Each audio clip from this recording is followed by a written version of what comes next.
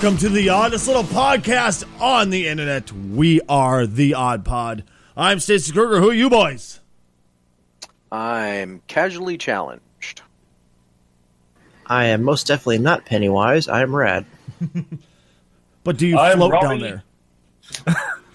I'm Robbie, and I have a couple of floaters right here. Are you podcasting from the shitter by chance? Not today. Boosh. Of course not. Boosh. That's my toilet sound effect. That's 10 out of 10 toilet sound effect. What do you guys say? I suppose with Pennywise living in the sewer, it brings a new meaning to they all float down here. Well, when you talk about sewer, it's more of a storm drain than a sewer, though. I mean, come on. Now, there's no turds. Well, maybe some rat turds. Maybe alligator, too. They do go over that in the movie. It is sewer water. Oh, it is? Oh, yes. I thought it was storm drain. Fuck. It is a storm drain, but they talk about gray water. It's a very strange conversation.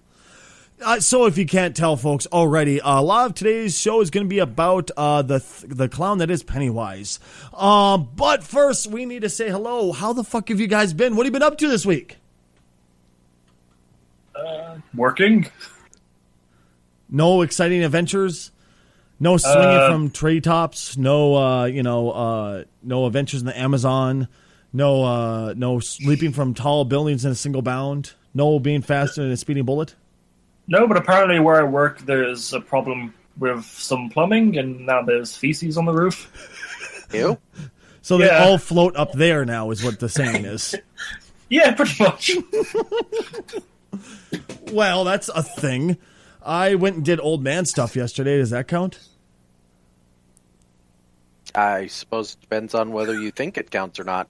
Me and Clorox went out on a date and went to an old person restaurant. Because, there's different restaurants in town. Like, every town has different restaurants, right?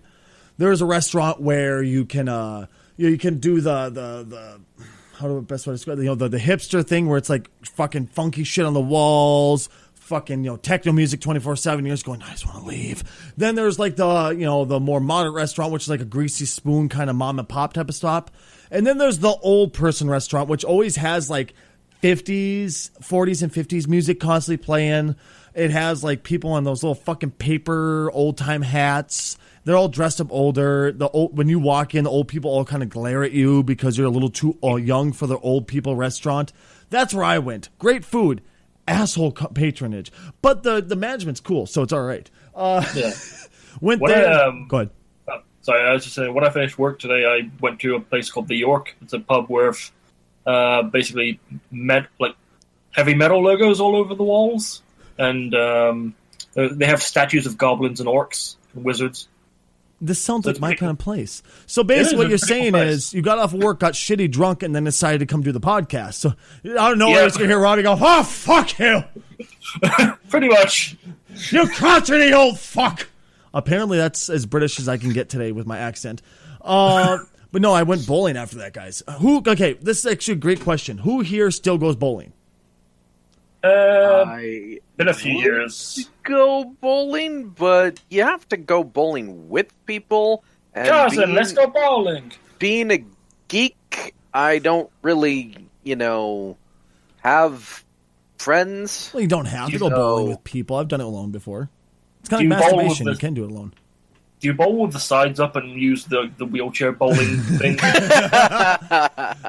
No, I didn't. But I mean, let me put it this way: bowling is not as dead as roller skate rinks. No, fuck no. Those are totally dead. But I've never even seen one of those before. We have one in our town still. It was bought by a church organization, and they cleaned it up, so now it's cool for kids to go to again. So my daughter's gone there like twice, but it's not exactly hip and happening anymore, Yeah. Is it literally just skating in a circle? Yes. To music. But the thing is, like, it used to be big in the 70s. It kind of had a resurgence in the 80s. That's when I did it as a kid.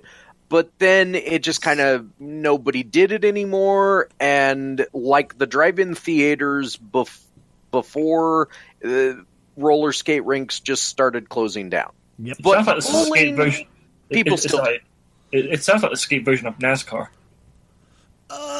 Well, no, it's not. Okay, so NASCAR's more exciting because of crashes. There's roller derby, which I don't know exactly what goes on there, but that's not a roller skate rink.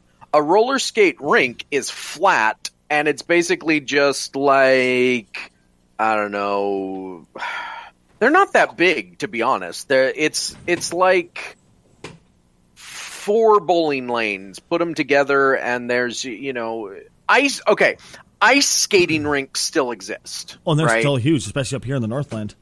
Yeah, and part of that is because hockey is a thing. Mm-hmm.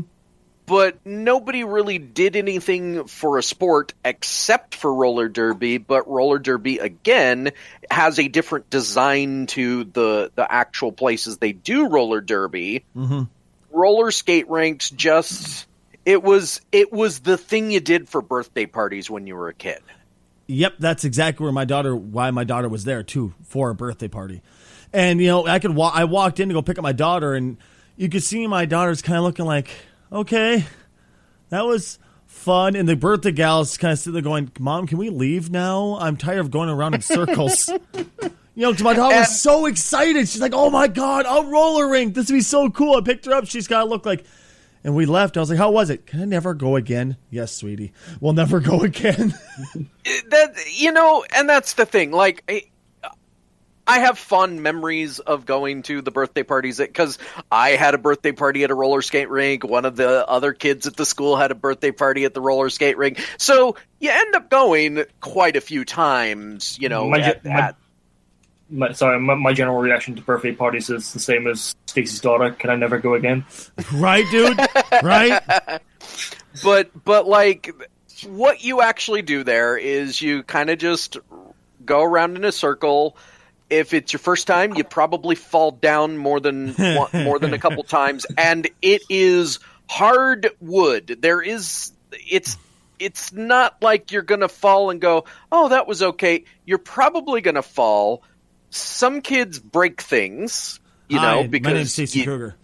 You fall and you break an arm or a wrist or something. We had one kid who hit his head really hard, and they had to clear the rink and go out there and clean up the blood. I mean, there's a reason. Yeah, there's a reason that roller skate rinks kind of just went away.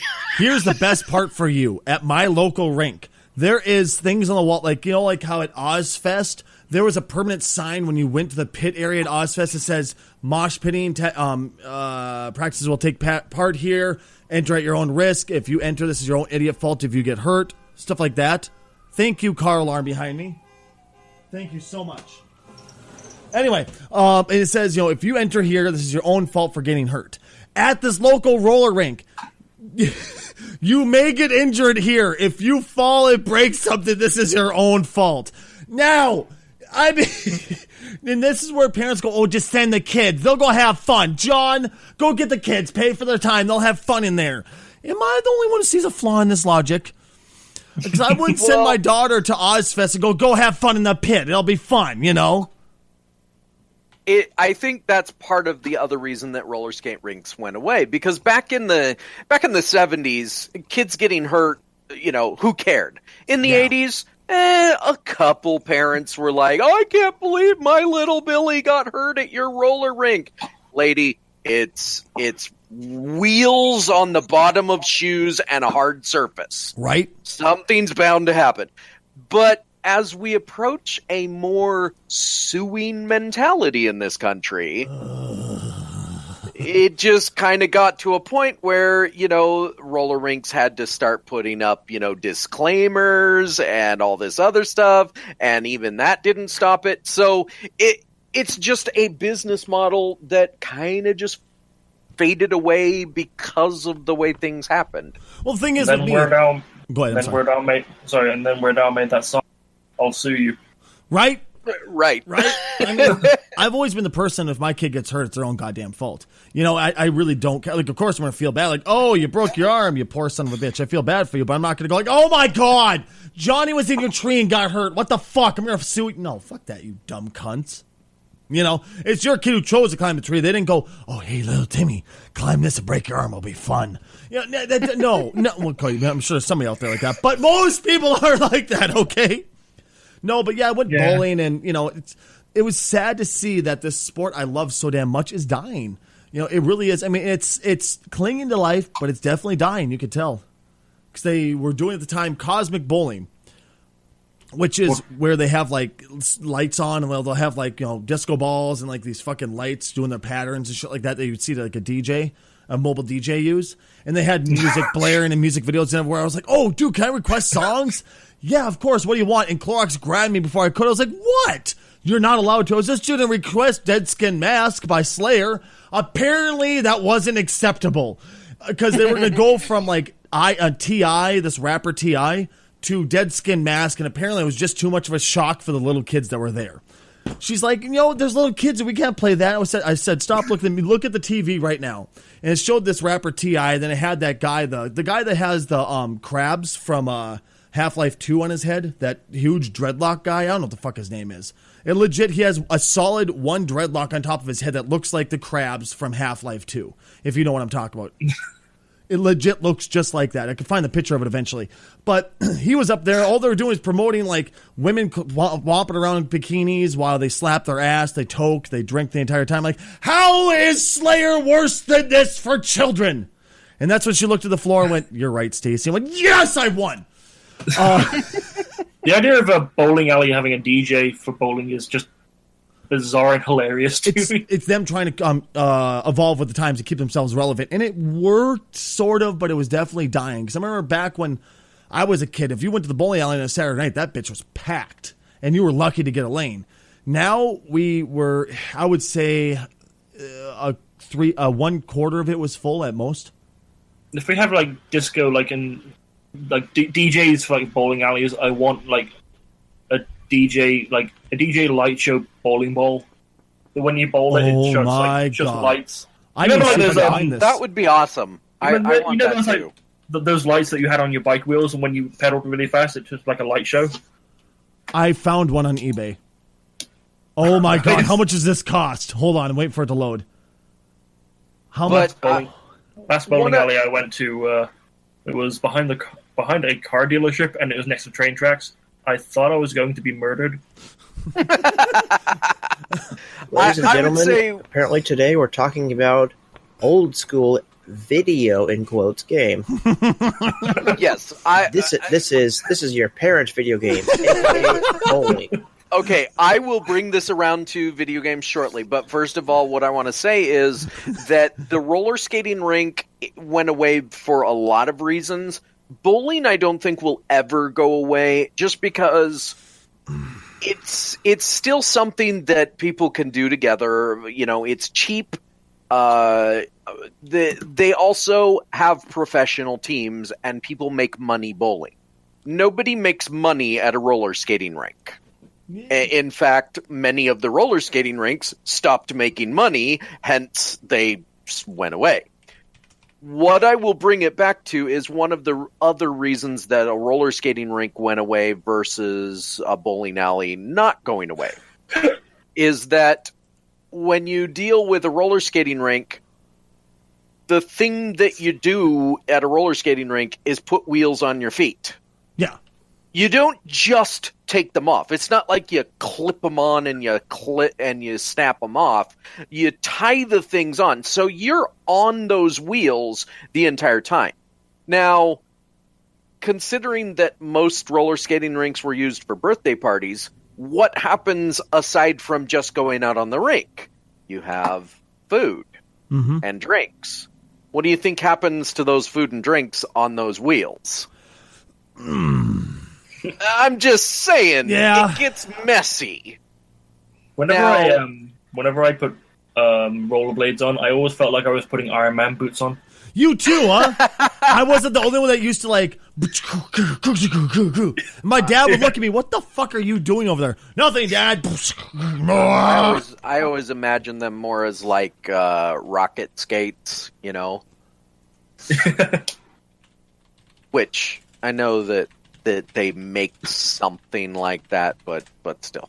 But so bringing this around to video games, because that's technically one of the things we talk about on this podcast. Is it?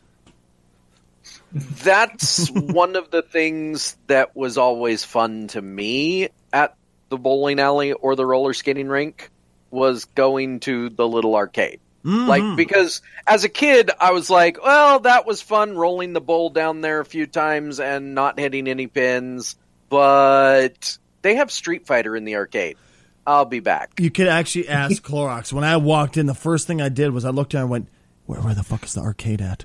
She went, what do you mean? I'm like, there's got to be an arcade here. I walked in, like, oh my God, an arcade. And I spent like close to 15, 20 minutes just going, oh my God, look at all these awesome games.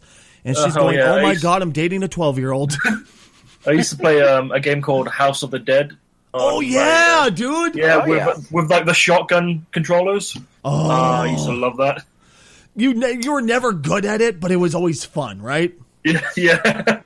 You might as well have been pointing at your own dick because that's about as good as you were going to get with hitting something. But it was so much fun because there were zombies and a shotgun, and you could know that your parents were back there ignoring you while you killed things. I don't think anyone was capable of being good at light gun games in an arcade. I think they were designed.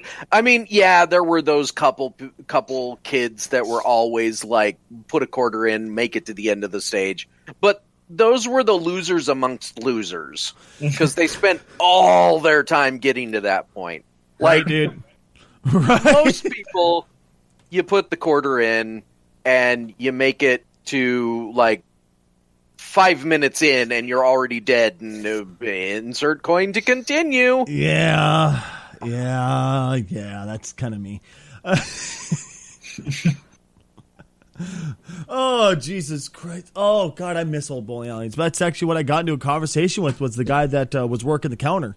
Well, afterwards, of course, I bitched about the bartender not paying attention to her job. She was too busy sitting there chatting with her friends and not worried about slinging her drinks. I was sitting there for half a game, standing at the bar, kind of looking at her like, hi, I would like to buy a fucking O'Doul's, you dumb cunt. So I'm sitting kind of like damn near flagging her down. She's kind of sits there, looks at me, looks at her friends, and keeps talking. I'm like, well, fuck you. I guess you don't want my money, you cunt. Which, I told the person at the counter, and he apparently looked at me like, again. Oh, so she's known for this. But I was sitting there talking. I was like, honestly, how bad is this industry dying out? How bad is it? Because, like, is it just the arcade keeping you guys afloat? Is it just the Dave's Pizza place you got here? Is it bowling? It's like, honestly, college nights, it's packed. Otherwise, we're pretty well dead. I went, that's kind of a sign of the times. Once again, And that's what I will say, though, is that's how these places will stay afloat. There's the old axiom, location, location, location. Yep. That's how all businesses work. And bowling alleys that are properly located, like in a place like you said, college students go there apparently. So a bowling alley near a college, like college kids are always going to be part hipster, whether they know it or like it. And the reason for that is because they're still, you go to college because you just came out of high school, and so you're kind of stupid. You think you know everything, and then when you get to college, they teach you all kinds of stuff, and you just absorb it like a sponge. Or you go and party and you don't absorb anything and you get kicked out. Either way, college is a great experience for everybody involved. Except for having to pay student loans back for the rest of your life. Or you do what I do. Study a lot. Go to a lot of parties, but forget the sleep part. Sleep? Who needs that? There's that too. You don't need sleep. You got the, what do you call it? No-dos and stuff, right? I just chose coffee and, of course, meth, but that's besides the point. Oh, look, there's Stacy. He's chewing the wall. Oh, don't mind him. He's in the middle of a meth habit. No, actually, as far as it goes for college, I really should have gone to college, but I decided, it was in my best interest to not go. Why? I can't think of a good reason, but because I just decided it wasn't for me, well, I just went right into radio. And we see exactly how well that worked. I'm now sitting here with you guys doing this for free. See, I don't know, like what the the paying back student loans is like in America. Like, because I won't pay my student loans back until I'm earning like a certain amount in my income. I don't know if it's similar to that, like that in America. No, not at all. No, in America, you go to, like, for those that have student loans, which is quite a lot of them. That's why it's a thing. You start paying them back like immediately, as far as I know. With Pink, it was deferred for I think 6 to 9 months, just so she can get a job, get on her feet, and get going. No, it was a year, right? So she can get on her feet and get going. Then she'd have to pay him back. Now, me personally, I wouldn't know because I hated school when I was in school. So as soon as I was out of, state mandated school, I was done. Well, I figured you would have took advantage of the military, free school and type of stuff. Well, at least Hell, cheap schooling. No, I didn't even take advantage of the GI Bill. Like, because if you do the GI Bill, they actually take a certain amount out of your paycheck, and I knew I was not going to do college or any of that stuff. So I was like, no, I'll keep that money. Thanks. Well, let's actually get on to some topics that we actually meant to talk about today. How's this sound? We're like, good 20 minutes into the show? Well, that we're done talking about bowling because so many people care about it. God, why are you talking about roller skating? Nobody does that. What a bunch of idiots. What we should really talk about is kicking the can. Is that the scourge of today's youth? Or that game where you push a hoop down the road with a stick. Oh man, I love sticky hoopy. That's called. Oh my God, stick hoop. I read an article today that apparently stick hoop actually deteriorates the mind because they get so bent on. Have you ever seen 1,000? Was it 100 Ways to Die in the West, or is it 1,000 Ways to Die in the West? I can't remember what it was. Dude who, a million ways to die in the West. Was it a million? Seth MacFarlane's movie. Yeah, I know what you're talking about, but I haven't seen it. Oh my God, I thought I would have hated it because I'm just like, is this going to be another goddamn Family Guy movie? Holy shit, that was funny. I was cackling the entire way through. Just losing my shit cackling. Anyway, let's actually move on, goddammit. I was referencing because of the stick hoop. Moving on, goddammit. Stop getting me distracted with stick hoop and roller skates and bowling that I brought up. Jared Leto. We have to talk about this asshole again. Leto? Fucking Leto? I don't know. Jared dumb shit. He apparently he's a little confused. He's a little confused why he's not chosen to play the Joker in the Joker origin movie. Did he not watch his own performance? I'm confused. I'm angry. And I'm armed. Anyway, for those that got that reference, yay. For those that didn't, pay no attention. So here's my take on the whole Jared Leto thing. He's a moron. Well, I mean, first off, if you play the Joker the way you played it, you're just opening yourself up for all types of criticism and name-calling. Second, if you do the things you did to quote-unquote get into the character, my God, you need help. Third, have you seen his band? Moving on. Yeah, so first of all, DC doesn't know what they're doing. Like, the DC portion of Warner Brothers movies, they're confused themselves. So there's that.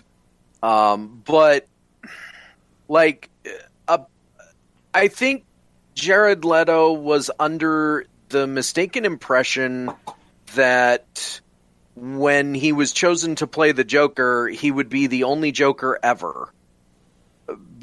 And that's not the way movies work, Jared. Have a nice day. Go put dead rats in somebody else's dressing room. Oh, what a weird motherfucker. Yeah, I mean, I'm trying to...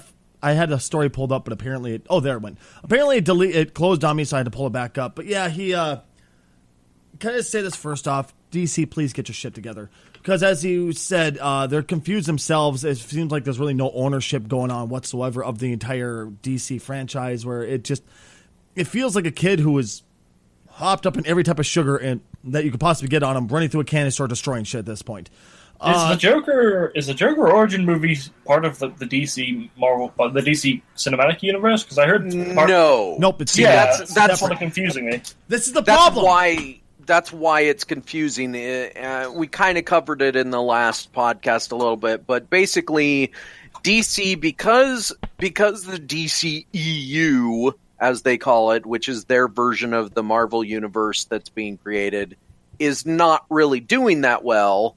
And it's already... Okay, so when Marvel started the whole Iron Man Avengers franchise, Marvel made a decision right then. When Iron Man came out, they were like, okay, we know we have a hit on our hands.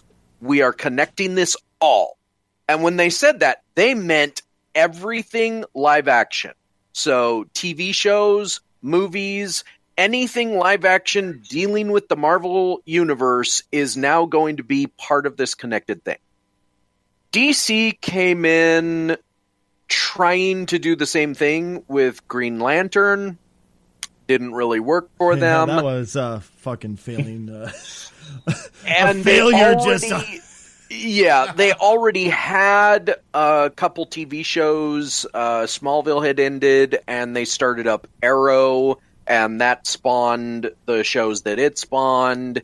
And that rather than trying to create a fully connected universe, they wanted to create kind of a half-connected universe. People still fondly remembered Nolan Batman, and they were like, oh, is that going to be part of it? Well, no. Is the Arrow show going to be part of it? Well, no. So what is going to be part of it? Henry Cavill's extremely murderous and destructive Superman will be a part of it. Huh? Yay? Is DC trying to do like what they do with like the multiverse theory? Yes. See, that's the thing. There's a lot of talk amongst fans and quote insiders that DC is trying to promote their stuff in the same way they do their comics. Which, for those that don't know a whole lot about comics, and you probably know more about this, Robbie, they do multiple universes. So, like. Yeah. They have one universe here. They have another universe there. This Batman is different than that Batman. None really combine unless they do some weird crossover one shot. And the problem with that is for comic book fans, that kind of works. But for movie and TV fans, they're just confusing the hell out of us. Yeah. I would argue against it works for comics, but it's easier to work for comics, I guess, yes, but I still hate that because I like having a completed story. I like to be able to go look at one story and jump to a completely different story and know I'm going to still get that same type of character. But, like you pointed out, it works better with comics because it's easier to go, okay, this is a totally separate person. You know, I mean, with comics, at least, they state, like, okay, this series takes place on Earth 2, this takes place on the main universe. Yeah. Like, at least there's a bit more distinction there, but with, like, reboots and, like, television and movies, there's a little bit less distinction there. They've tried to distinguish it a bit more in, like, the Arrowverse, but with the movies, there's definitely not that distinction there. Yeah, and it's only going to get more confusing if they persist on this because there's talk about, obviously, the solo Joker origin movie, which won't have Jared Leto's Joker. Christ. It won't have it might not even have Batman, and it might not be connected to anything. It'll just be its own thing. Then there's talk that one of the Batman movies might be its own thing, not connected to anything, and it's getting very confusing very fast. I would argue, how can you have a Joker movie without a Batman, though? You cut out. Oh, did I? I'm sorry. I would argue, how would you have a Joker movie without Batman? I don't think you could. I don't think you can, because that's literally a part of how he came to be. He saw the Batman, and he was like, ooh, let's see if I can break him. Well, that's depends on which origin they're also going for, which we got into last podcast. So we don't need to get into this again. I mean, personally, I generally go for the Red Hood origin. Yeah, the which would be He was a small-time criminal. He was like a small-time criminal taking on the mantle of the Red Hood. Shit went wrong. He fell into a vat of chemicals. So that one. Yeah. Then there's also the Killing Joke Red Hood. So there's two different types of Red Hoods also. And that's right. And again, making it more confusing. And that's one of the things, like, there's a lot of people talking about what will this origin movie be? Like, because here's the problem. Okay, let's say they do theoretically one of the most popular Joker stories of all time, The Killing Joke. We literally just had the animated Killing Joke, and that's another divisive DC movie. So why would you do that? You know, and we don't know if they're doing that, but like that's what some fans want. So it's like, why would you go and do the exact same thing you just did? I mean, they could always do what they did in the comics and have like a few decades of really confusing and disjointed comic book stories, and then have like a massive crisis on Infinite Earths to wipe it all away. That is a thought.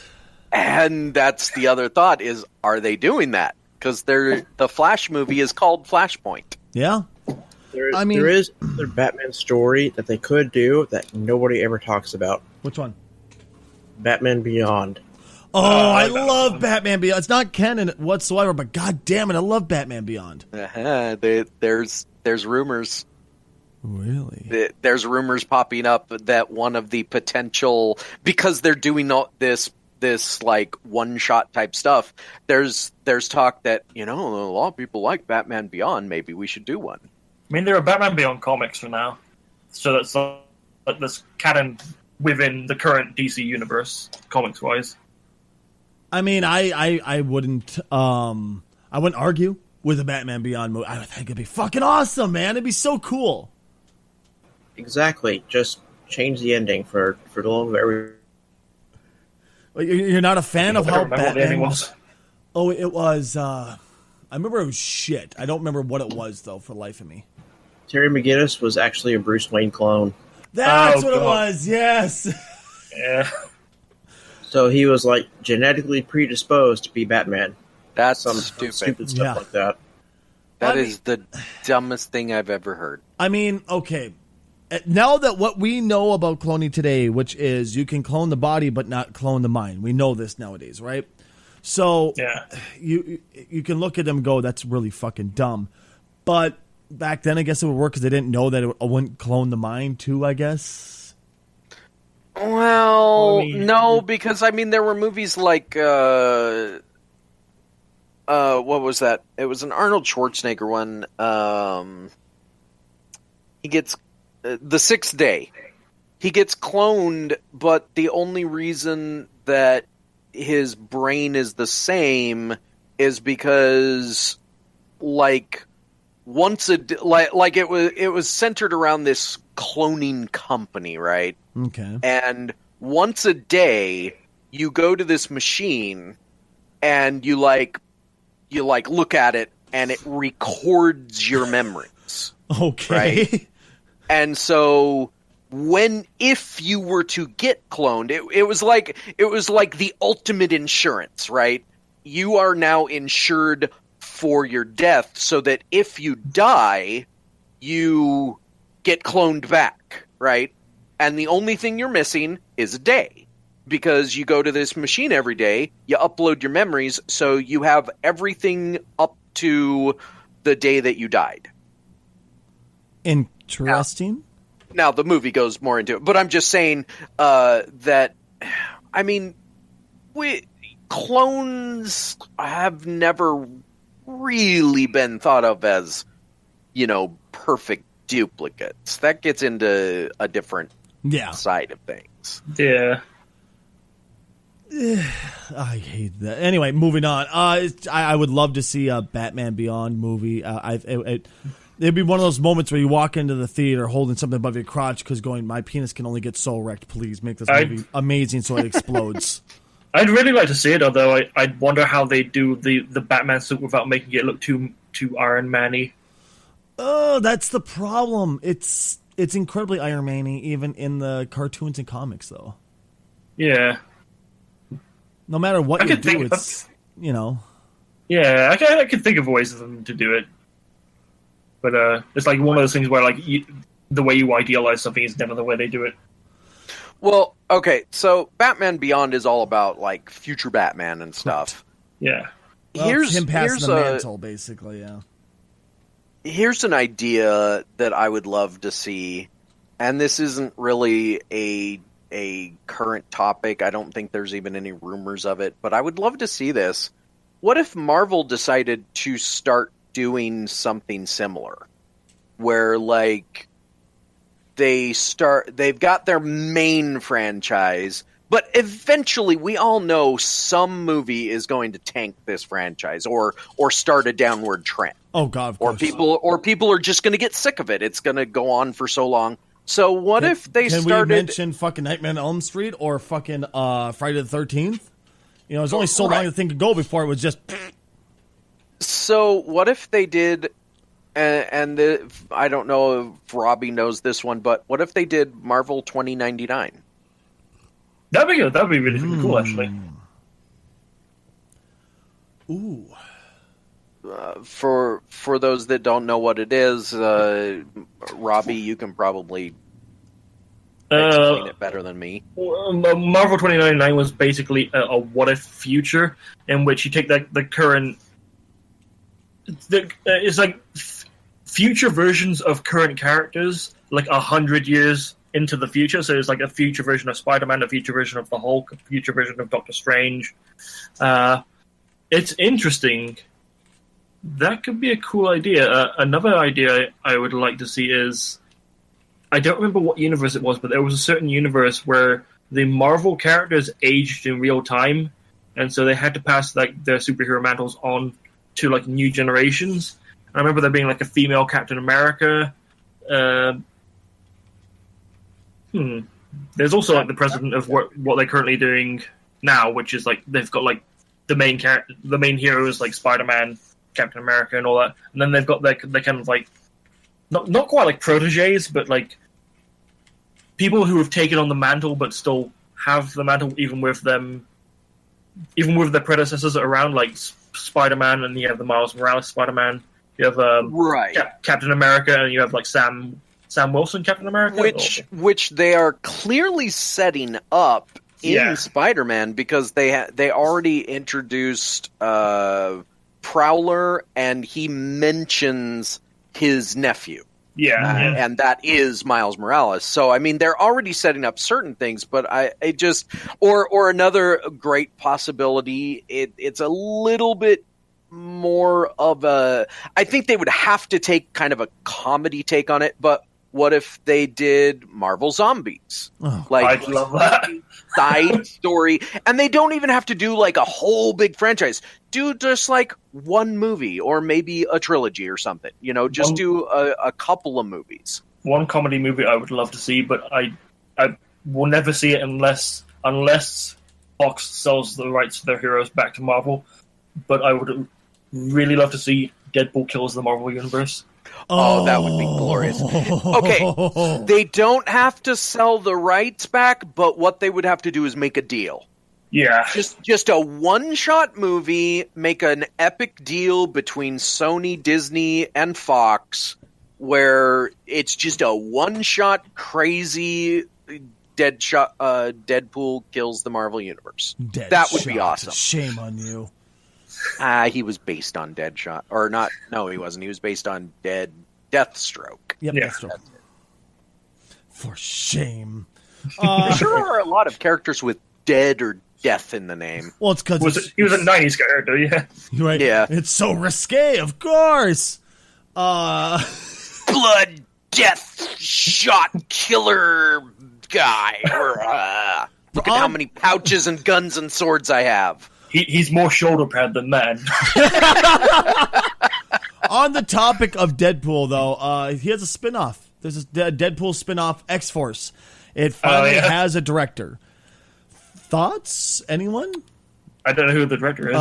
Drew Goddard. I'm probably mispronouncing it. Drew Goddard is a perfectly serviceable director, but here's my thing. I like that they're calling it a Deadpool spinoff when Deadpool is the spinoff from X-Force. Yep. I know. I know. But just Deadpool came first in the cinematic universe, so we have to give it to that. Well, let's face facts. Deadpool is more popular than X-Force now. Well, in fact, I would more fun. I would venture a guess that there's probably a lot of people that don't even know X-Force that know who Deadpool is. You know, they know Deadpool. Oh yeah, I love Deadpool. Have you heard of X-Force? What's that? That's sad. That feeling when your spin-off becomes so popular that you become the spin-off. Right, dude? X-Force is always fun. I mean, it was a fun little, it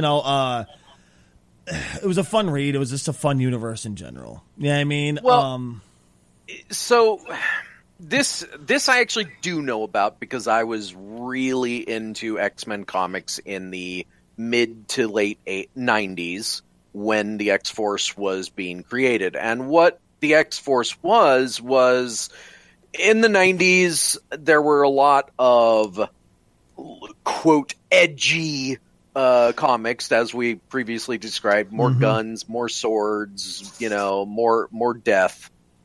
And the New Mutants, which had gone on for 100 issues and was losing interest for the readers, ended, and basically it ended but then continued with X-Force.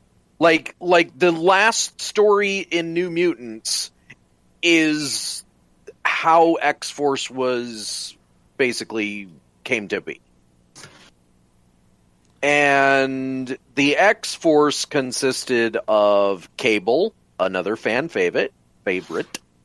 Deadpool was like an antagonist to the group. It had a character by the name of what is that? I think his name was Shatterstar, who was super popular in the 90s and then just vanished like a fart. And basically, a lot of what people have fond memories of was actually kind of a shitty comic. And that's X-Force. I suppose, once again, the whole looking through the rose-colored glasses on comics, just like us with, a really popular movie that just came out called It, and your theory on people looking through nostalgia glasses. Well, I don't want to talk too much about it because I know one of us hasn't seen it yet. I haven't seen it yet, and I'm hoping to 1 year. It's probably going to be a while because I refuse to go to the theaters. I will ask you one thing about it, and I ask this because I've seen the clip online, and I know that sometimes online or trailer clips aren't the final clip that they use in the movie. The the storm drain clip, does he say they float down here? I can't. I can't remember the specific line, but I want to say it's something like "we all float down" or something, or "we all float here" or something like that. It is a line that's repeated in the movie by more than just Pennywise. Okay. So okay. How much can you talk about this without spoiling the entire movie, Casual? It's the real question here. I'm not gonna get super spoilery because I haven't seen the original. It was a mini-series. Yeah, it's just the reason I asked is because when Tim Curry says yes, they all float, he basically ejaculates when he says that. Oh yeah, there's none of that. So sorry, just the thought of they all float. It's more like, oh yes, Georgie. Yeah, so everybody remembers Tim Curry's role fondly. I never saw it, but, Tim Curry is Tim Curry. You can't get more Tim Curry than Tim Curry. I loved it, but that's just me because I love campy shit. Yeah. This is not a campy movie at all. This is horrific, disturbing, scare the crap out of you movie making, and it's done in the right way. There's actually very little gore. It's more about the creep factor, you know. See, I'm happy about that. Obviously, there's a few jump scares because you can't have a horror without jump scares. Yeah. But they don't focus it on jump scares, you know. And the one thing I will say is slight spoiler, there is a stinger at the end of the movie. After the credits, you mean? Yes. And it goes to what we talked about a little bit last time, and that is that, yes, there will be a sequel. The stinger no, it is not like that. Like, I looked it up on aftercredits.com, and they said yes, so I stayed. Don't stay for the stinger. It's not worth it. All it does is it says it, right? The title of the movie, and Chapter 1 appears. Oh, that's it? Yes. So the idea there being that there will be a Chapter 2. So the sequel talk is definitely, you know, considering this movie is already set to break all kinds of box office records, yes, there will be a sequel. So just know that going in, yes, there will be a sequel. You don't need to stay to see it Chapter 1 at the end. Okay. But other than that, whoever did Pennywise did his own thing, and he did a great job. Most of the kids were good at acting. I love as if it's not a prerequisite for a fucking movie like this. They're okay at acting. Oh, God. Who knew? They're kids. Kids are not always there's that old axiom: never work with kids or animals. You know. The Pennywise in this is played by Bill Skarsgård. Okay. Yeah. Well, and yes, he is related to Eric Skarsgård. As No. Alexander Skarsgård? Yeah. Basically, like, if you hear Skarsgård, they're probably actually all related. Yeah. Yeah. But yeah, the kids do most of the kids, that's why I say most of the kids do a good job at the roles. There's a couple that I was kind of like, eh. But there is... The father's name was Stalin. Stalin? I don't know how to pronounce it. It's fucking Swedish. Yeah. I think it's Stellan. For those that don't know who that is, he's the scientist in Thor. Oh, him! He was also Orlando Bloom's father in the Pirates franchise. Yep. Apparently the dude's like 6'3". The one in It? Yeah. So just like imagine like a 6'3" clown running at you. Jesus. Well, that's the thing. Like, I'm not okay. So I'm going to talk about horror movies in general because there are, as the character in Scream says, there are rules for horror movies, and most horror movies, they set up those rules. And generally speaking, the good ones stick to those rules. Yeah, like whatever weird demon serial killer thing they set up, they stick to certain rules that you can watch it and go, okay, they can't go in there because if they go in there, then X will happen. Or, oh, they're safe now because the monster can't get them. This movie kind of doesn't have internal rules. Like, it sort of does, but not really. Like, I would have to watch it a couple more times, and I'm honestly not sure I want to, because it's a scary movie.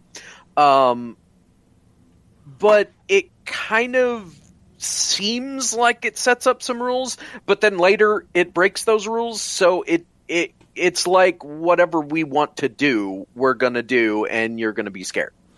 My question is this. This is something that's always bothered the shit out of me. It was really one of my big pet peeves when Ghostbusters came out. Ghostbusters 2, the female Ghostbusters came out. people start referring to it as Ghostbusters 2016, 17. I can't remember what year it was. Yeah, 2016. I think it came out. It was Ghostbusters 2016 instead of, and then we had to call the other one 1980. Yeah, something like that. That we had to define that. Well, with this one, is it going to be old it 99, 1990, and then it 2017? This one is easier because the old one was a miniseries, so it's It the miniseries and It the movie. Still, though, I mean, look at me. I watched the entire fucking original It, and I had no idea it was a miniseries because I watched it as a movie. I had no idea. To this day, I actually had no idea. It was recut in home video type stuff to just be one thing. What I did, and that's how I watched it. I had no idea until last podcast. Now, shouldn't they have done some type of thing to show that it was a different movie and not the same fucking title? Or am I just? You can always call it It Curry and It Skarsgård. Sadly enough, you could, but I'm talking more like an actual official title instead of just offhand title. Or Stephen King's It.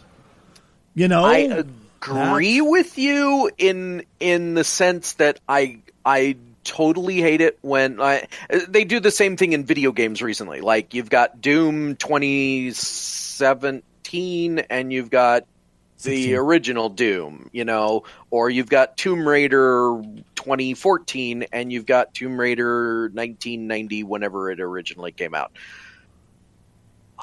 But at the same time, like, what are you going to call it? Like, okay. Well, I actually agree with Rad on this one.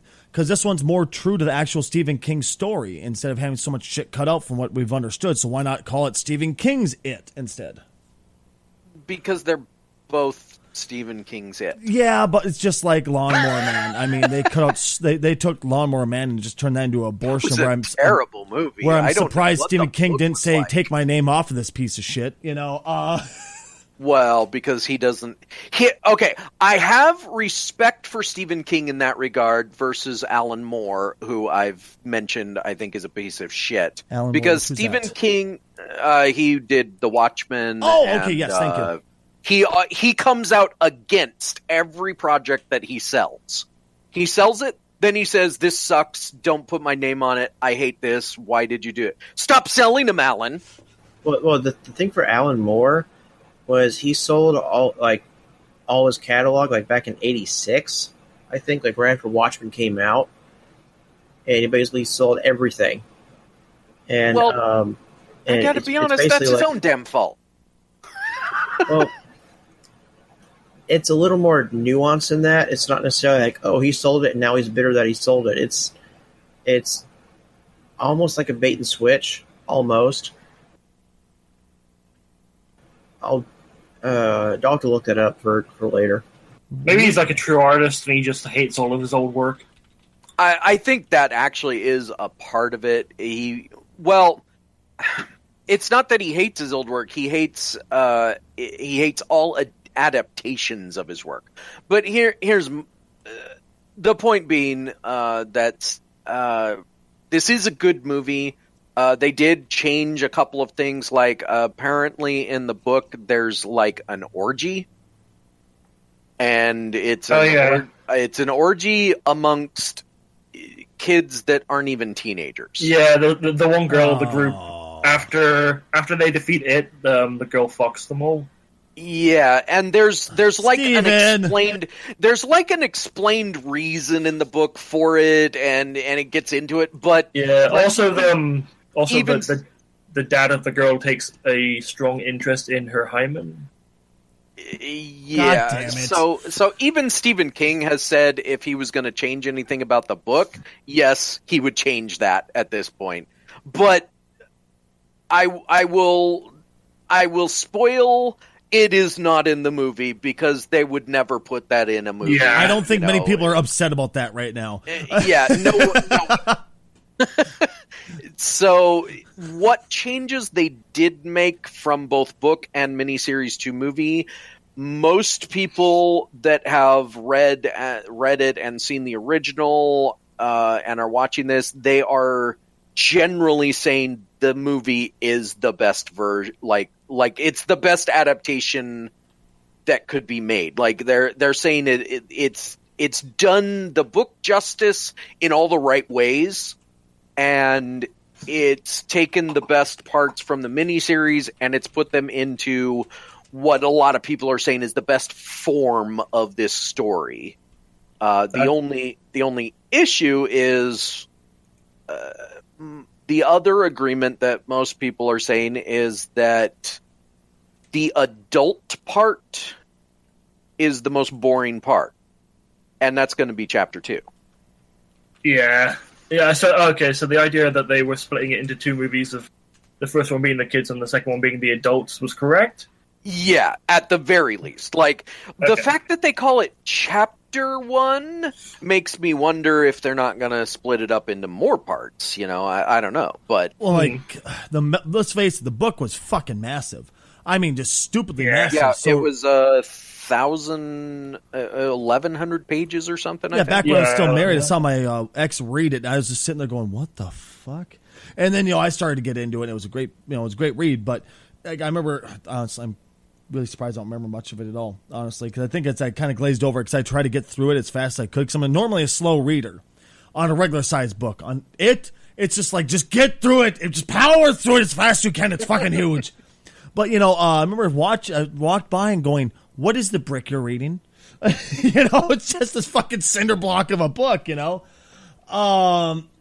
But if that's the case, they could be getting a lot of shit out of that book. That's a fucking huge book, and that could be 3, 4, 5 chapters of a movie. You think? Well, okay, so for those that don't know the story, Pennywise the clown is a monster that eats people every 27 years and then goes to sleep. Goes to sleep for 27 years, wakes up, eats some more people. Oh, so it's kind of like after a drunken binge. Yeah. And he does it in this small town in Maine. Surprise, surprise, Stephen King. Why does Stephen King love/hate Maine so much? Because he's from Maine. So he grew up there. I grew up there somewhere. Make sure everybody here dies. He took the whole write what you know thing maybe a little bit too literal in that regard. I'm from Maine. Go on a vacation, Stephen. Go see some other places. Anyway, so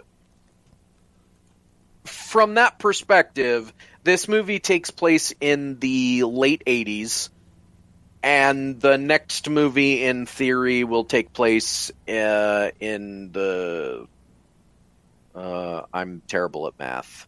So 89, I think, is when this movie is, and then 27 years later. It's 2016. Okay. Last year.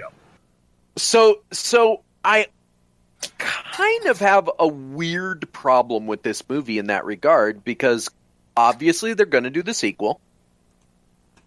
Why didn't they set this movie in 92 or 93 so that the next movie would take place when it's released? That would have been cool. Yeah. Well, because then you have the issue of, why is everybody driving around in cars from 3 years ago? Why aren't there any absolute brand new cars? Why are there any flying cars? We have those now. But I'm just saying, I can see your point, Rad, but at the same time, I'm kind of like, well, but it would have been kind of cool if they had, or just change it from 27 years to 30 years, Yeah, but if you change the fundamental aspect of the book, people riot in the streets. Yeah, that is true, too. They overthrow governments over that stuff. I would absolutely love if they did some fan service and had Pennywise in the next movie just look like Tim Curry's. Just for a split second, even like a flashback, and somebody remembers him differently. He looks more like Stephen Curry. Just for a fan honestly, service. It's entirely possible because Pennywise is like a shapeshifter. I saw a clip where where one kid walks into a room full of clowns. I'm pretty sure there was a reference to one of the clowns looking like. I think there was in that room. Yeah. Well, then you know what? I have nothing to say. Never mind. But it was hard to see because, as typical horror, it's it has a lot of dark scenes and stuff. Now, that is the one thing. As a fan of horror movies, I've seen a lot of them, and that might be the problem because I have seen so many horror movies that at this point, when they do certain cliches, it gets on my nerves. One of the major cliches that they do is they walk into places that nobody in their right fucking mind would ever walk into. Except if you're in a horror movie. Except if you're in a horror movie. And I feel like that is a played out cliche that needs to stop. Like, they literally need to take that trope and beat it to death because it has been beaten to death. It's time for characters in movies to be smarter. You know, all I'm saying is, have you ever met me? I do some really dumb shit for no good reason. I'm just throwing that out there right now. So I guess that cliche is the same mold as Ridley Scott scientist syndrome. Yeah. Well, okay. One of the things that helped me through it was that they are kids that are doing it. So kids are stupid. Therefore, I was willing to accept that they were doing stupid things because they're kids and they just haven't, they don't have the experience. Now, if they actually make the adults in Chapter 2 smarter, that would be awesome, and it would give me even more respect for this movie, which is good. Let's put that on the table right now. It is a good movie. What is? It's a good movie in general. What I'm is? not going to go there. What movie is? Who's on first? Anyway, I don't know who's on second. It is a good movie in general, and it is a great horror movie. So good job for that, but there were issues, and they could theoretically be resolved for me if they write the adult versions of these characters in the next movie smarter. Are you guys going to laugh at me if I tell you I've been waiting God knows how long to pull that line? I was tempted to a couple of times. I'm actually very disappointed. Actually surprised that it took you this long to... I was waiting so long. Well, it already used my it crowd last week. See, I let you do it. I wanted you to take the mantle first just so I could follow up with a better one. No, yeah, that was way better, actually, sadly enough. God damn it, I can't do anything right. Here, Ladies and gentlemen, I wear the beard in this relationship. Don't take my beard. I like it too much. Here, honey, shh, it's okay. You're staying on my chin. If you could actually see me, I'm actually holding my beard, petting it, comforting my beard. So it's another day. Yes. Yes. He gets up in the morning, has breakfast, strokes his beard a little bit. That's not the only thing I stroke, but yes, I stroke my beard too. Suddenly he also calls that one his beard, so it's very. That's my little beard. You ever see anyone that has such a long beard that they can connect those two beards? God. Here's a funny thing about that joke. That's my little beard. There's a local podcaster around town who used to do it for quite a long time. He used to make fun of all the local media personalities. Well, we had a newscaster named Dennis Anderson, and he was known for his iconic saying, his sign-off, which is "Good night and be kind." And his mustache was his iconic thing. Everybody knew him by his mustache. We actually had Facebook fan groups called the Dennis Anderson's face on mustache. And we had things like we had cups, coffee cups made, T-shirts made, just the mustache because it was so iconic. Well, one day, Danny was doing his podcast and he was doing a Duluth Idol. So he'd have all the media personalities come on and sing and make fun of them. And Dennis Anderson came on and sang, "I don't want anybody else. When I think about you, I touch myself." And by in the middle of it, he's like, "Look, Danny, I'm doing what I'm doing in the song. What are you doing? Look, I'm touching myself. I'm sitting here on your show and touching myself. Oh, come on. Look at my little mustache." So that's all I could think of is one day I'm going to be on air. Look at my little beard. No? When you have to spend 5 minutes explaining a joke. Fuck you, alright, you son of a... I'm so sorry none of you are from my local area and didn't understand the reference. I do apologize. Jesus H. I quit. Fuck this shit. I just realized they could have easily made the current It a sequel because it's exactly 27 years after the miniseries came out. Really? Yeah, the miniseries came out in 1990. I didn't think so. You cut out. Oh, I'm sorry. I said I didn't think so. I didn't think it was... I always forget it's so goddamn long. Robbie. I was saying they could have easily made the current It movie a sequel to the miniseries because the miniseries came out in 1990, so it's like 27 years exactly. Maybe it is. Oh, shit. Maybe it's making the audience think it's 1989, but you're actually in a time warp. Oh, we could get some fan theories going. And no, that's not a reference to Rocky Horror Picture Show. I didn't know that because I didn't pay attention to the original, but that's actually really cool. Excuse me. I wonder... Let's do the time up again! There you go, Rad. You're welcome. It makes me wonder... I'm sorry to all the listeners. If they released this movie this year on purpose, or if it was just a happy coincidence. I heard a lot there was a lot of... They did a lot of like numbering. I guess I can't really think of a good word for it, but they made it so that a lot of numbers matched up like that of being 27. That's kind of cool. Yeah.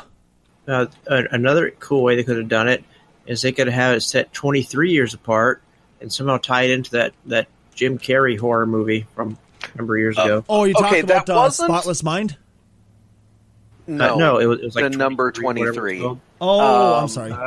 But that movie gets a lot of flack for being a bad movie. It's not a bad movie.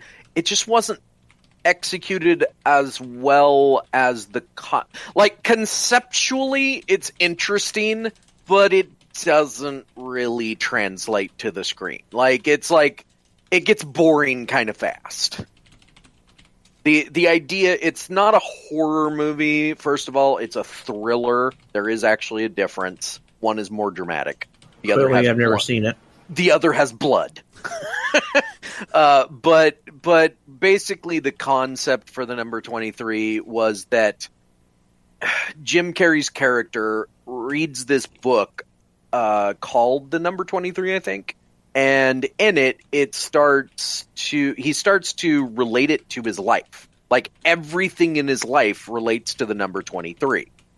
And the fun little side note for that idea in general is if you were to research the number 23, you would find that the number 23 is quite a unique number from a numeric standpoint. It gets really nerdy, but basically the number 23, it's a prime number, and it's this, and it's that, and it's the other thing, and that's what the movie's about. The problem is that nerdy concept doesn't work well for 2 hours of a movie. Yeah, apparently the number 27, so at least 27 years after the miniseries. Apparently, Jonathan Brandis, who played the young Bill in the original film, died at 27 years old, and the movie came out 1 month after Bill Skarsgård's 27th birthday. Oh, shit. Okay, so take all of that you just said, apply it to the number 23. That's the concept of the number 23 movie. It's all these little coincidences around the number 23. Ooh. It still doesn't work for an hour and a half movie. It starts to get boring real fast. Speaking of movies that don't work, Suicide Squad. Oh. Yeah, they got a director finally for Suicide Squad 2. Who's excited, guys? Chirp, chirp, chirp, chirp. Crickets. It's like a bad joke. Right, dude? Okay. I did. Is. Okay. I did hear an idea, though, that gave me hope. So first of all, Suicide Squad 1 wasn't a good movie. This is not in dispute except for hardcore DC fans who think that everything DC does is gold. If you show me one of those fans, I'll show you something that doesn't exist. It'd be really funny if in the second Suicide Squad movie, someone just comes up and like cuts Jared Leto's face, and that's how he got those scars.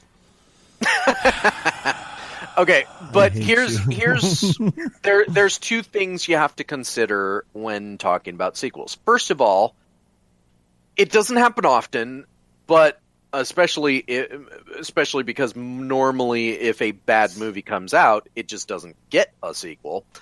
But sometimes the sequels are better. Now, in this case, they can kind of only go up. I mean, it could be worse, but there's not much they could do to not make it better. They'd need to like physically put effort into it to make it worse, though. Right, that's my point. They would have to actively make it worse. Now, they could, we don't know. But so, I honestly, the director, I don't care. That'll probably change in another month when yet another director on yet another project in the movie industry goes away. But here's my hope. Here's the reason I have hope. Because they can really only go up with a sequel, and because comic book movies can self-correct. A perfect example is the Marvel movies. There's been some movies that haven't been as good. They've all been good, but there's been, like, Thor: The Dark World. But we're getting Thor: Ragnarok. And unless the trailers are completely lying to us, which I doubt because it's a Marvel movie, it looks like it's going to be like even people you that just have like it because immigrant song. Shut up. No, I like it actually because of the 80s. That whole 80s vibe. But my point is that it could be good.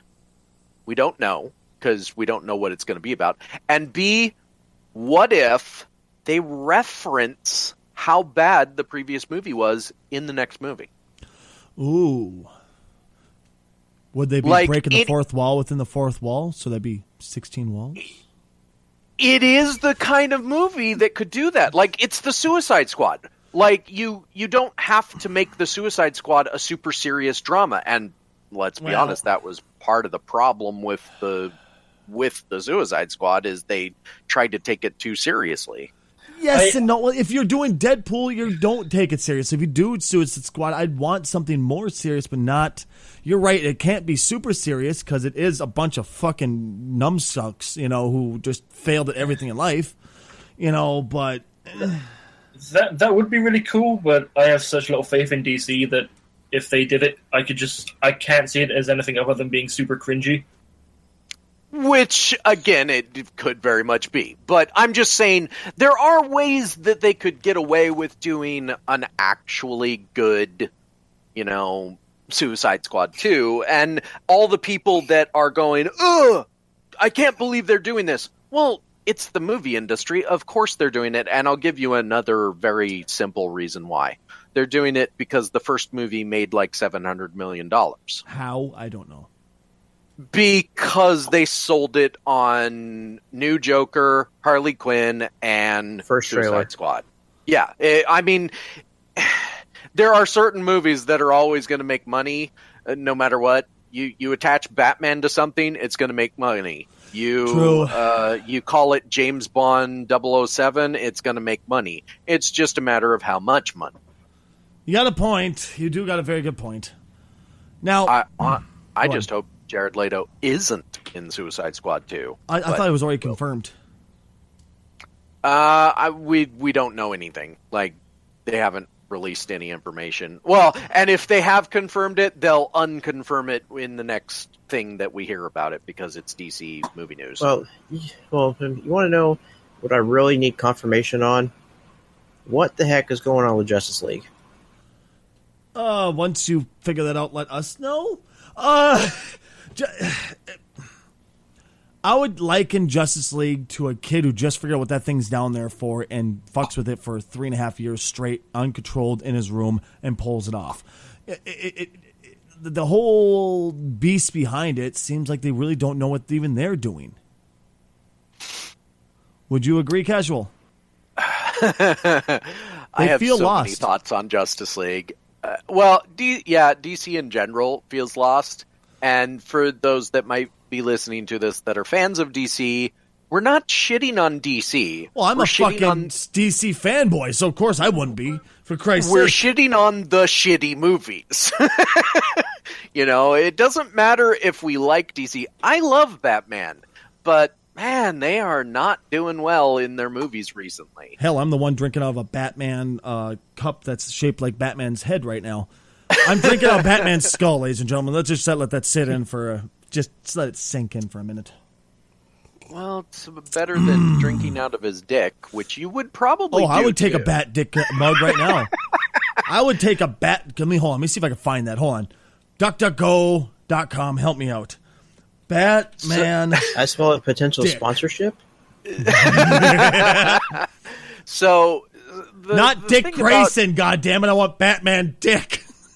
The thing about Justice League is that it came off of the, what do you call it, the Snyderverse era, which may or may not be ending. And before I shit on Zack Snyder, I always want to say all my sympathies to you for what you're going through right now. If you don't know what he's going through, Google Zack Snyder, why he left Justice League. It's sad. Yeah. It sucks. That being said, Zack Snyder is a great cinematographer. He's agreed. Amazing at visuals. Watch Sucker Punch with the volume turned down. That movie is so just cool looking. He's not so great at original storytelling. So, since his hand was so far into Justice League before things happened, I'm worried that it will have too much of his storytelling in it. And it makes me more worried when I hear that when Joss Whedon was attached to the movie to direct, there are apparently major rewrites. Now, major rewrites happen all the time, but from what I understand, they're rewriting and refilming over half the movie. It comes out this year, or they have. Yeah. Done it. It comes out this year. It comes out in November, and they're supposedly still tweaking it. Now, the last time we heard about something that was being tweaked this close to release, it was Suicide Squad.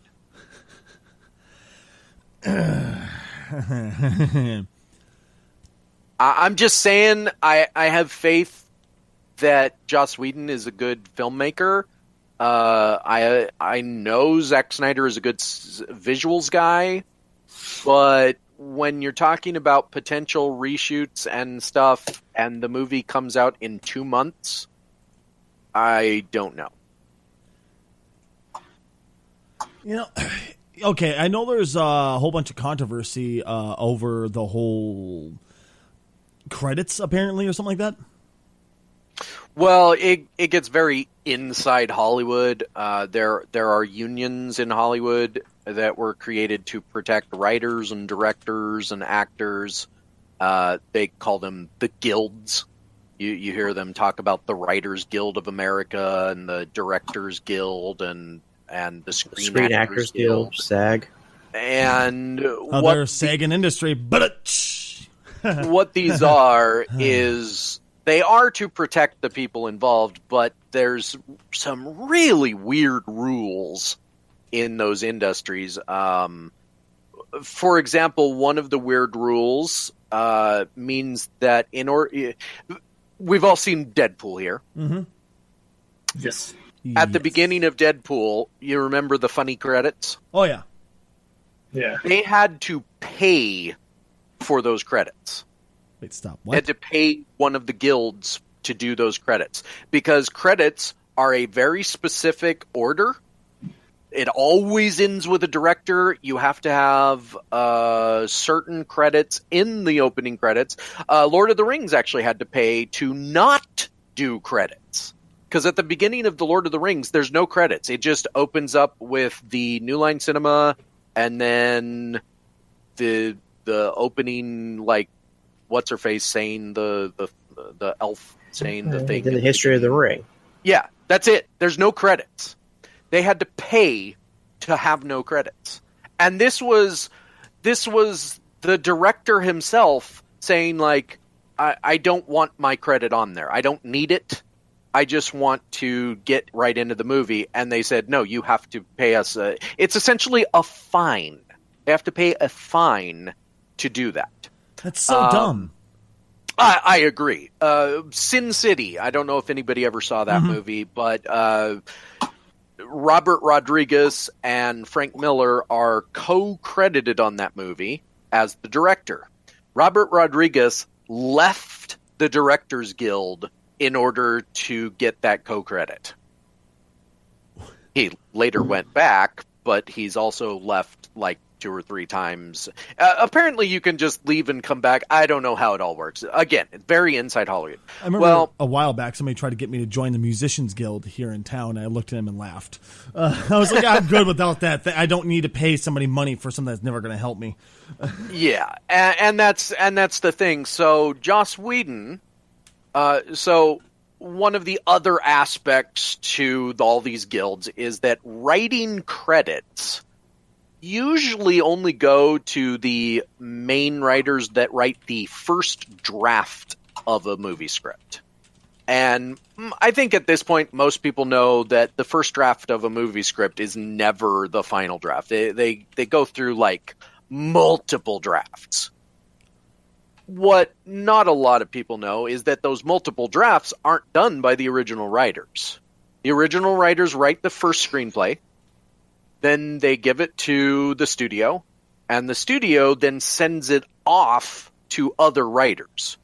Sometimes these are actually in-studio writers that they worked for the studio to literally do small rewrites on every script that goes through the studio. And these rewrites, to be honest, are usually a good thing. They tighten the script up. They get rid of things that don't make sense. Sometimes they cause more problems, like plot holes that might not have been there in the original script. But generally speaking, the multiple drafts of a script are a good thing. But the only people that get the credit is the original screenwriter. And I know some people are dozing off by now. So what I will say, though, is for some reason, apparently they are giving Joss Whedon writing credit for Justice League. Which, again, goes back to being worried about this movie. Because if they're giving him credit, how much of that script was rewritten?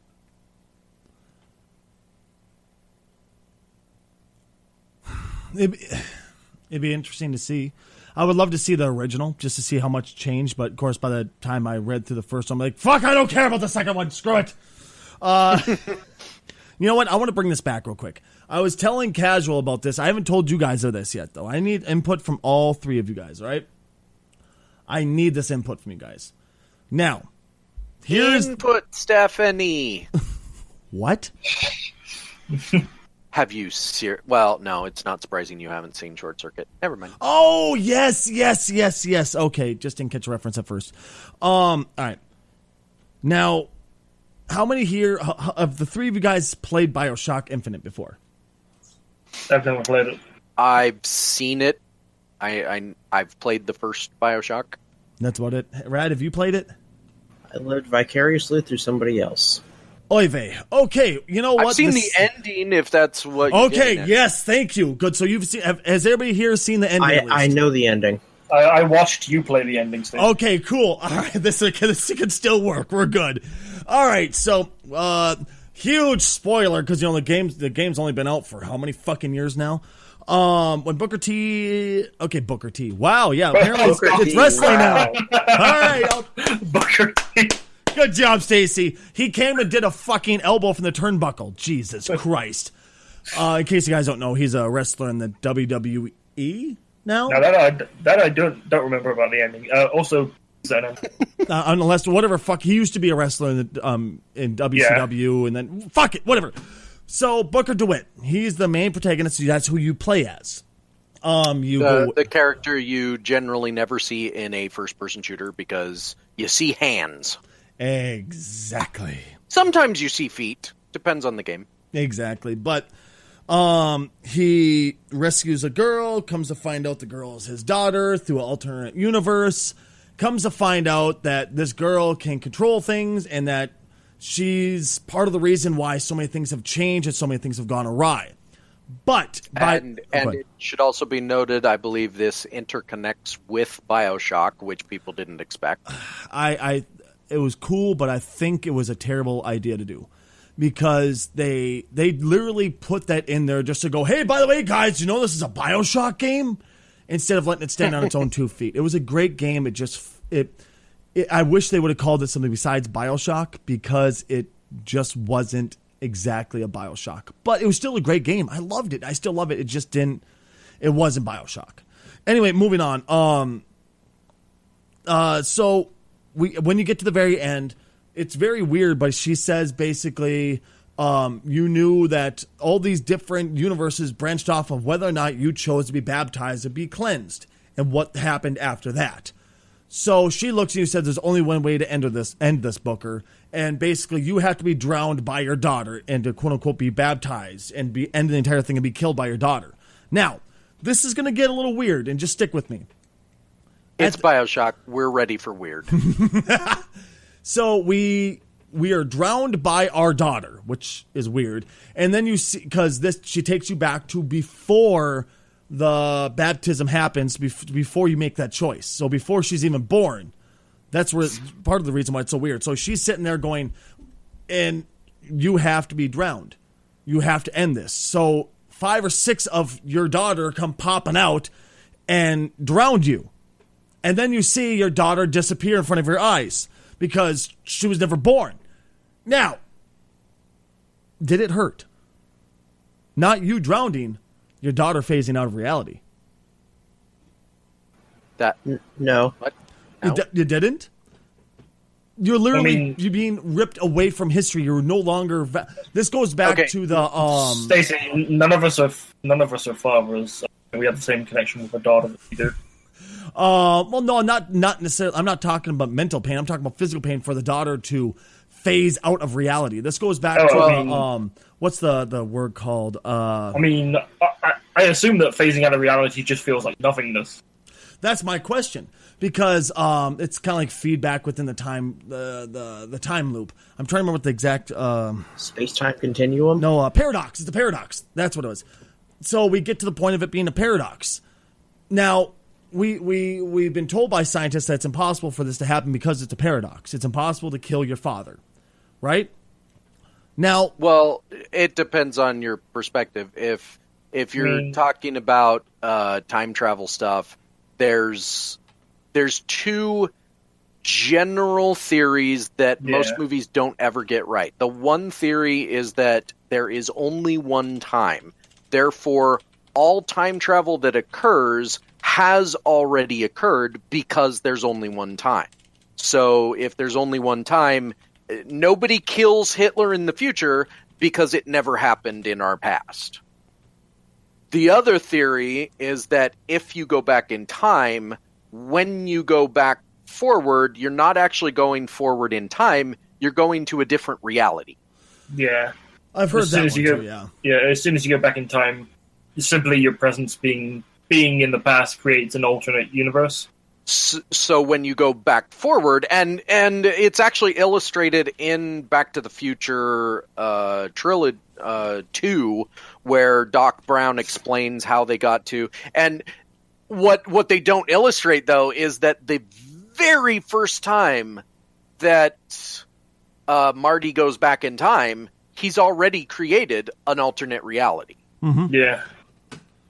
Well, So, there is time travel possible, just not in reverse, only in forward, because when you're out in space, time travels differently. As far it flows differently. I think it's a theory that has theoretically been proven, but I think it's been 1,000,000% proven. Look at the clocks. I think it's time travels slower when the closer you get to a source of gravity. Yeah, go ahead. Well, the closer you get to light speed / gravity time changes. Yeah, time begins to warp, and the proof with clocks, I'm still not sure I buy, because the problem is the clocks themselves were made by man, and clocks, if every clock ever made, if every timepiece ever made was always 100% accurate and always kept the same time, I would be more inclined to buy it. But we all know that's not true. That being said, that gets into some really nerdy science stuff that I am not equipped to argue, because I'm not that nerdy. This is literally what I was just about to say. I'm not. I love the subject. I'm just not knowledgeable enough to talk from an educated point of view. Yeah, I can talk myself into a noose and hang myself, but I can't talk myself out of that noose. Okay, so that being said, you're talking about a theoretical, getting phased out of existence. Yeah, exactly. That's actually why I brought this up, because I know that it's crazy. Because that's actually why I wrote this down. I woke up and I was sitting in bed thinking this, and Clarks looked at me and said, "Why do you look constipated?" Apparently, I look constipated when I really think hard about something. So I decided to write it down for you guys. But seriously, think about this though. We in all the fucking movies we talk about how they show how when people phase out, they're as if the molecules are being ripped apart. Fucking no, it's not. It's just that you get phased out. But at the same time, if this happened in real life, would you feel it, or would just instantly, like that, a snap of the fingers, you just disappear as if somebody blinked and you're gone? I personally think that the way it's often portrayed in movies, like they did it in Time Cop. Two people from the same thing, they touch each other, and you can't touch each other because you're from the same time frame, and then they go, and they get ripped apart, and it looks all painful. They did it. They again, Back to the Future. He starts to fade out of existence, and it's a slow process because time hasn't been fully written yet, because they could still get together, which they do. Blah blah blah.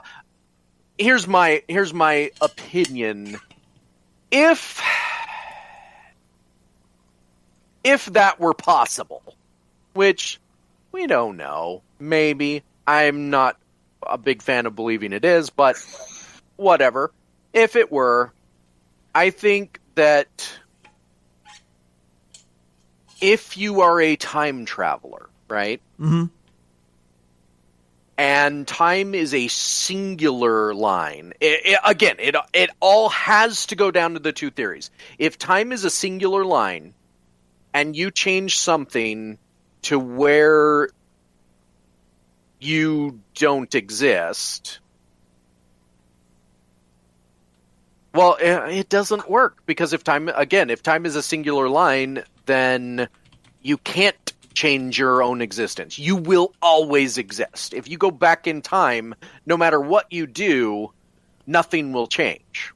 So time travel has to work on the premise that you're creating alternate realities.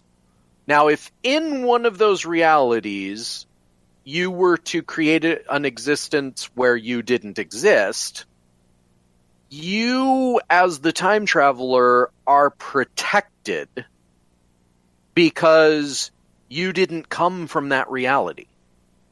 Yeah, so if you want to fuck around with stuff, you're basically just a guy fucking around. So I can just fuck around with stuff now. Now, if you then go forward in time where you're supposed to exist, it's a reality where you don't exist, and people will just look at you like, who the hell are you? Yeah, it's like one of those things where, if you travel to the future and then back again, to the past, and then travel to the future again, I don't think you'd be able to travel to the same future twice. I agree. Now, I think the most important question is this. Am I fucking crazy for wondering this type of shit? No, you're just a nerd. Okay, Yeah. good. That was like, I remember I was typing this out, and the first thing that went to my head is I'm typing, like, am I fucking nuts right now? I'm sitting in bed next to a beautiful woman going, I wonder what would happen if you phased out of reality. Dude, I think about that kind of stuff when I masturbate. You too? I mean, when I think of time travel, my jimmies get ruffled, man. There's But what another aspect of time travel that you haven't figured on yet.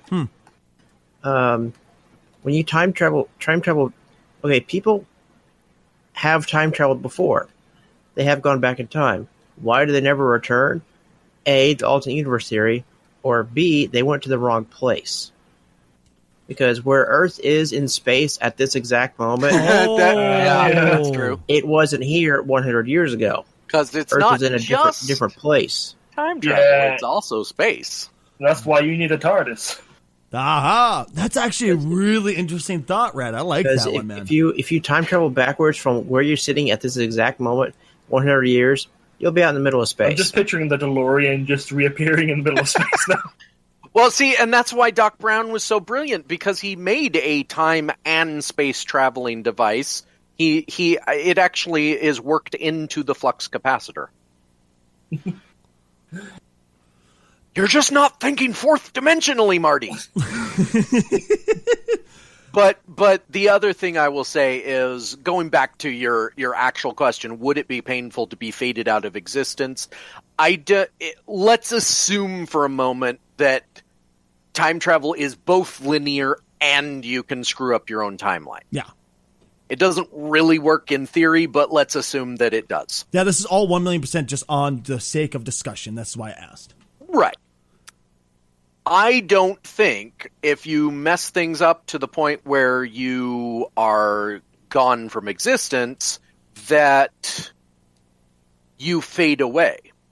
Here's what I think happens. As the time traveler, you go back in time, your mom falls in love with you instead of your dad, now you don't exist. You get booted to the lobby. You don't fade away. One of two things happens. Either you just blink out of existence and out of everyone's memory, or you're protected as long as you don't get back in that time machine. Right? You stay in the time that you're in, but as soon as you decide to go back in that time machine and go anywhere, you're gone. Like immediately, you just blink out of existence, because once you go into the time machine and you go to any time, you are no longer protected by the travel that you did, because you messed up your history and now you don't exist. But for the people you are interacting with in the past, you do exist. So you have to exist in the past, but once you try and travel anywhere, time corrects you. And for everyone, like you get back in your time machine, you disappear to everyone, they all go, wow, what was that? And that was their past reaction. In the future, since you no longer exist, no matter where you were trying to go, time says, hey, remember when you didn't let your parents get together? Bye. You literally just blink out of existence. And I don't think it's painful. I think you're gone. Question for everyone listening, and yes, you do have to respond. Does your head hurt yet? Now we could really get to a really fucked up scale with this question. Ask spiritual questions, as in, what about your spirit? But I think we're going to leave that one alone. Yeah, because I was just thinking, like, it's like not existing. It's like asking what's it like to be dead. Right, exactly. It's actually a question. I posed this question to Clorox, and she looked at me. She went, I actually had a question myself of, when you die, do you realize you're dead? I said, well, does the computer realize it's turned off when it sends a signal to the power supply to turn off? I don't think it realizes it's turned off. I think it just realizes it sent the signal to turn off, and that's it. There's always that theory that if the universe is infinitely long in time, that because there's only so many atoms in the universe, that eventually, an infinite amount of time later, your atoms will reemerge as you once more in the exact same place. So we could just easily be repeating ourselves over and over again. That'd be which would be awful. But since we don't know it's happening, we don't know, so we don't think of it like bad. You know, I love my children. That's about the only good thing that's ever come out of this life. So that's all I want. Like, you know, you could keep all the bad shit, the me fucking the gang leader's girlfriend and getting the entire gang after me, which happened. No shit. I was a dumb kid. All the bad shit I've done, you can keep that. Just give me the kids and I'm good for the repeat. But we're not asking the questions that matter. If you don't drop the ball on New Year's Eve, did you drop the ball not dropping the ball? Oh, God. And you know what? I think that's a great question to leave the podcast on. This has been fantastic. I just imagine that as soon as you blink out of existence, you ejaculate. Ooh, just an orgasmic You exit. would, Robbie. You would. It's like the ultimate orgasm. Well, there's your answer, Stacy. No, you don't feel pain. You have the best orgasm of your entire I'm ready existence. to blink out of existence right now. If I get to... But does your semen still stay? That's the question, Robbie. It depends if you get it in someone's face. Oh, God damn it. I love each one of you. Thank you wore so a pearl much. necklace. Thank you so much for tuning in. I'm Stacy Kruger. Who are you boys? I'm Robbie. I am one. Mind equals blown. I am casually challenged, and this was the most rambling and awesome podcast ever. I've had so much fun with you boys. We have been the Odd Pod. You have been amazing. We'll catch you next time.